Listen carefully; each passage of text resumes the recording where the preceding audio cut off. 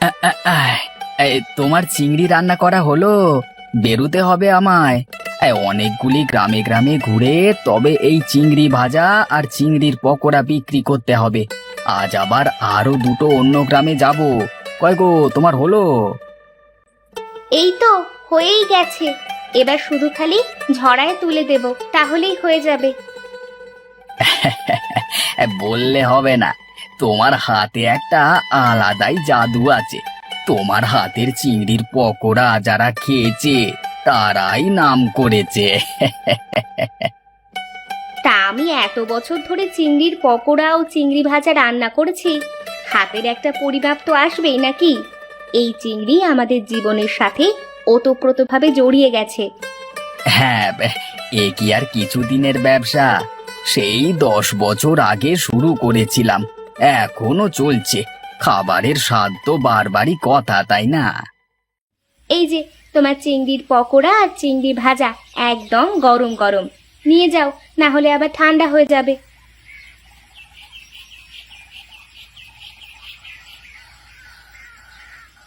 বৌদি, দাদা কোথায়? ওই দেখতে পাচ্ছি না তো। তোমার দাদা তো একটু আগেই বেরিয়ে পড়েছে। কেন, কিছু দরকার আছে নাকি? দাদা তো এত তাড়াতাড়ি বের হয় না, তাহলে আজকে এত তাড়াতাড়ি বের হলো কেন? তোমার দাদা বলল আজকে আরো অন্য দুটো গ্রামে যাবে, তাই একটু তাড়াতাড়ি বেরিয়ে পড়েছে। তোমার কিছু দরকার থাকলে আমায় বলতে পারো। না না, তেমন কিছু দরকার নয়। মানে কিছু টাকার প্রয়োজন ছিল, তাই আর কি। তোমার কত টাকা লাগবে? বেশি না, বেশি না, ওই 100 টাকা হলেই হবে আর কি। হীরা, তোমার মোটে 100 টাকা লাগবে? এর জন্য তুমি দাদাকে খুঁজছো? তোমার বৌদি কি এতই খারাপ নাকি যে 100 টাকা দিতে পারবে না? না না বৌদি, ওরকম কিছু নয়। সেই ছোটবেলা থেকে যতবারই টাকা নিয়েছি আমি আমার দাদাকে বলি নিয়েছি তো, তাই জন্য আর কি, মানে ইয়ে। আচ্ছা, বুঝলাম। দাঁড়াও একটু, আমি নিয়ে আসছি।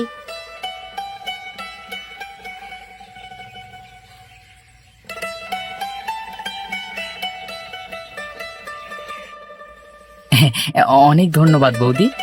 আচ্ছা, আমি আসছি, হ্যাঁ। ফিরতে হয়তো একটু সন্ধ্যা হতে পারে, ঠিক আছে? আচ্ছা, সাবধানে যেও।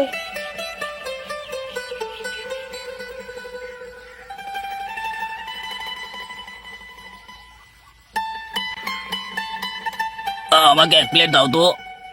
আরে আমাকে দাও না মশাই, কখন থেকে চাইছি। তোমরা সবাই শান্ত হও না, অনেক চিংড়ি ভাজা আর পকোড়া আছে, সবাই পাবে। তোমরা শান্ত হয়ে একটি লাইন করে দাঁড়াও।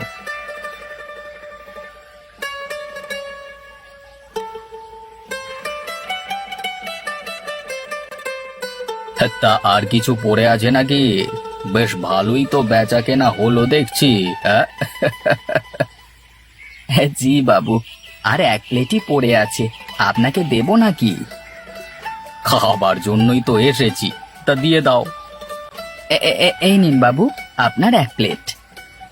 হুম হুম হুম হুম, বেশ খাসা বানিয়েছিস তো। এরকম চিংড়ির পকোড়া আমি আগে কখনো খাইনি। তা তুমি এখানে নতুন নাকি? হ্যাঁ বাবু, এই আজকেই প্রথম এলাম।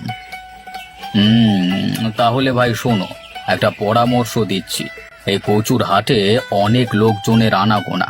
তুমি একটু সকাল সকাল তোমার চিংড়ির পকোড়া আর চিংড়ি ভাজা নিয়ে চলে এসো, বেশ ভালোই বিক্রি হবে, দেখে নিও। হ্যাঁ, আর অন্য কোথাও ঘুরে ঘুরে বিক্রি করতে হবে না তোমায়। আচ্ছা বাবু, আমি একটু ভেবে দেখবো তাহলে। এইটা কচুর হাট, এখানে সকালে কত ক্রেতা বিক্রেতার আনাগোনা, তাই জন্য বলছি আর কি। এখানে তোমার খরিদ্দারের অভাব হবে না, বেশ ভালো রকমই বিক্রি হবে, বুঝলে না? হ্যাঁ,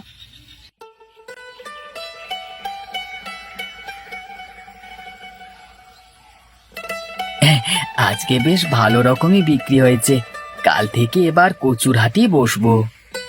তাহলে তুমি এই কচুর হাটেই বসো, এই রোদে আর ঘুরে ঘুরে তোমায় বিক্রি করতে হবে না। তবে তোমার খাটুনি তো আরো বেড়ে যাবে গো গিন্নি। সকাল করে উঠে আরো বেশি বেশি করে চিংড়ির পকোড়া এবং চিংড়ি ভাজতে হবে, যা বিক্রি হচ্ছে না, তাতে এ কটা নিয়ে গেলে তো পাত্তা করতে পারবো না গিন্নি। ওই নিয়ে তুমি চিন্তা করো না, আমি আছি তো। না হয় আরো কটা তৈরি করে দেব। এটাই আবার খাটুনির কি আছে? তোমার মতো একজন অর্ধাঙ্গিনী পেয়ে আমার জীবন ধন্য হয়ে গেছে গো। কিন্তু তুমি যে তোমার ভাইয়ের জন্য এত কিছু করছো, তোমার ভাই পরে আমাদের কথা মনে রাখবে তো? মীরা, আমার ভাইকে আমি খুব ভালোভাবেই চিনি। ও আমাদেরকে খুবই ভালোবাসে। ভবিষ্যতে ও ঠিক আমাদের দেখাশোনা করবে। আর যদি নাই বা করলো তাতে কি এসে যায়? আমাদের কর্তব্য আমরা তো পালন করছি। তোমার মতো মানুষ হয় না গো। আজকের মতো এগুলোই যথেষ্ট। মীরা, আর ভেজো না। আচ্ছা, তুমি তাহলে আর দেরি না করে বেরিয়ে পড়ো। সকাল সকাল কচুর হাটে গেলে তো অনেকগুলো খরিদ্দার পাবে।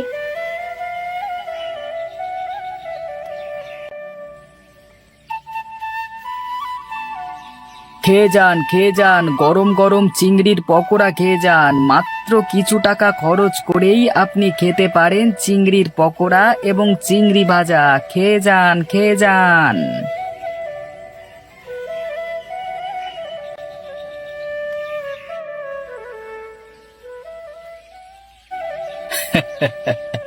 কি ভাই, আমি কি বলেছিলাম তোমায়? এখানে এলে তোমার আর অন্য কোথাও যাবার দরকার পড়বে না। সেটা হলো তো? জি বাবু, আপনার কথা মতো এখানে এসে আমার ভালোই বেচা কেনা হয়েছে। আমি কি এমনি এমনি এত বড় ব্যবসায়ী হয়েছি? কোথায় কোন জিনিসটা করলে ভালো হবে আমি সেটা ভালোভাবেই জানি। তাই তোমাকে পরামর্শ দিলাম আর কি। অসংখ্য ধন্যবাদ আপনাকে। হ্যাঁ, তুমি আরেকটি কাজ করতে পারো। এখানে প্রচুর খরিদ্দার পাবে তুমি। তাই একটা স্থায়ী দোকান এখানে তুমি তৈরি করো। তাহলে সবাই জানবে তোমার চিংড়ির পকোড়া এই এলাকাতেই পাওয়া যাবে। বেচা কেনা তোমার ভালো হবে। বাবু, আমি আমার স্ত্রীর সাথে একটু আলোচনা করি, তারপর বাকিটা ভাববো।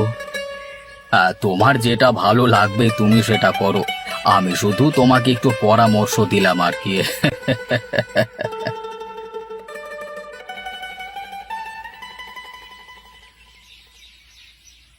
মীরা, ভাবছিলাম কাল থেকে কচুর হাটে একটি দোকান দেব। বেশ ভালো বিক্রি হবে। তোমার কি মত? তুমি যেটা ভালো বুঝবে করো। আমি তো কোনোদিন তোমায় বাধা দিইনি, আর দেবও না। আমি সব সময় তোমার পাশে আছি। দাদা, দাদা, আমি পুলিশে চাকরি পেয়ে গেছি। এখন আমি একজন বড় পুলিশ অফিসার।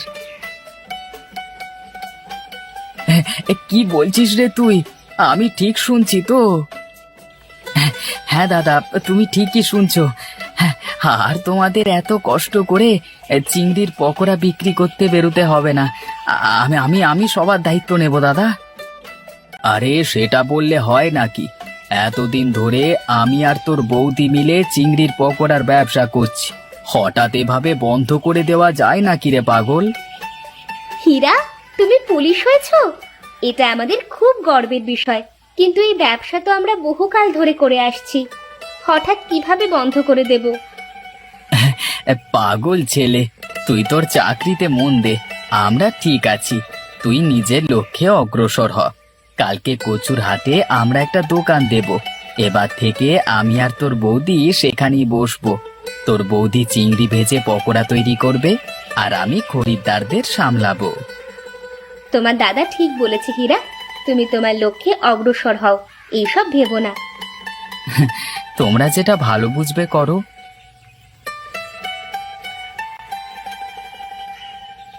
গোপাল ভাই, তোমার পকোড়া খেয়ে খেয়ে এমন অভ্যেস হয়ে গেছে যে একটা দিন না খেলে মনে হয় অমৃত হাতছাড়া হয়ে গেল। বাবু, সবই তো আপনার দয়া।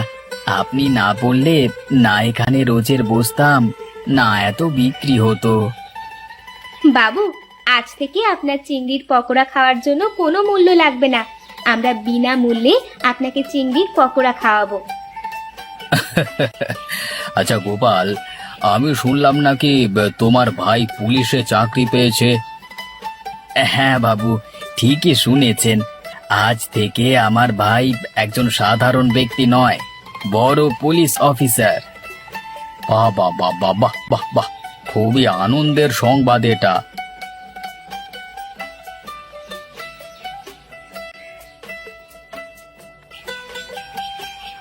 হীরা ভাই, ও হীরা ভাই।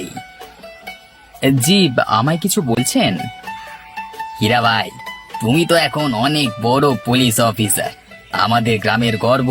আর তোমার দাদা এই চিংড়ির পকোড়া রাস্তায় রাস্তায় বিক্রি করে বেড়ায়, এটা দেখতে খুবই খারাপ লাগে বুঝলে। দাদার ওই কাজটি করতে ভালো লাগে, তাই জন্যই করে। সেটা তো তুমি আমাকে বোঝাতে পারবে হীরা ভাই, কিন্তু গ্রামের লোকেরা যে সবাই ছিছি করছে, বলছে ভাই পুলিশ অফিসার আর দাদা পকোড়াওয়ালা। ছি ছি ছি ছি ছি গো ছি ছি। আমি খুবই ক্লান্ত, তোমার সাথে পরে কথা বলবো। এখন আমি বিশ্রাম নেব, বাড়ি যাই।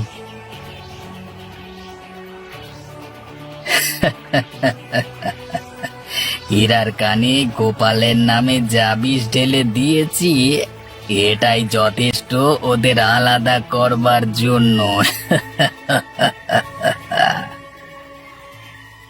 আজকে বেশ ভালোই ক্রয় বিক্রয় হয়েছে। এরকম ভাবেই প্রতিদিন বিক্রি হলে আমাদের আর কোনোদিন আর্থিক অবস্থা খারাপ হবে না। তার সাথে এখন ভাইও চাকরি পেয়ে গেছে, আর কোনো অসুবিধাই থাকবে না আমাদের জীবনে।